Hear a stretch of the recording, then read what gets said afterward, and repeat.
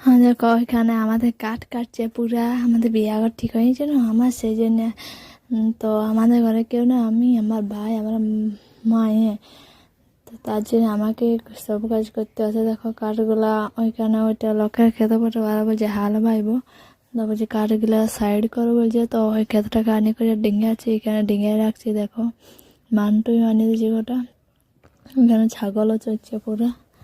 দেখো লেগে লেগে সব শেষ করে দিলে, কত বড় ডিমটা ছিল অনেক কম হয়ে গেলো। দেখো লাগছে একা, এত রোদ দিচ্ছে, রোদে একদম মানে গরমে কি বলবো, যা লাগতেছিল কালকে। দেখো আর এদিকে ডালপালাগুলো সব ডিঙ্গে আছে, এগুলা সব সাইড করতে হবে। তো এগুলা সব সাইড টাইড করবো একটু পরে। এখন কাঠটাটা ডিঙ্গে আছে, এইখানে মোটাই বাড়ছে এই করে। দেখো মোটাই বটিটা খান দিচ্ছে, হেবি মোটো মোটো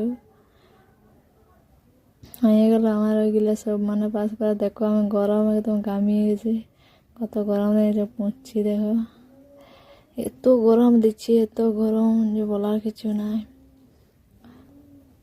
তখন আমি একটু বসলেই থকিয়ে গেল, জিরে আইলি বলে ওই ওরা পুরো দিচ্ছে দুজনে, ও একবার দিচ্ছে আর ও একবার দিচ্ছে, গদ গদ বসে আন দিচ্ছে। কাঠ কাটা হেবি কষ্ট, কী করে কাটছে ওরা, ওইটাই তো ভাবসা বাস করতে হয়।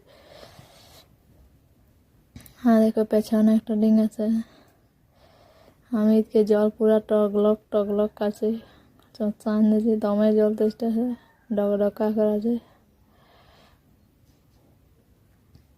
এবার আমি গজ যাচ্ছে অনেকক্ষণ হলে, আর দেখো কাঠ তার সব ডিঙে দিয়েছি একটু। ঠিক আছে বন্ধুরা, বাই বাই, টাটা।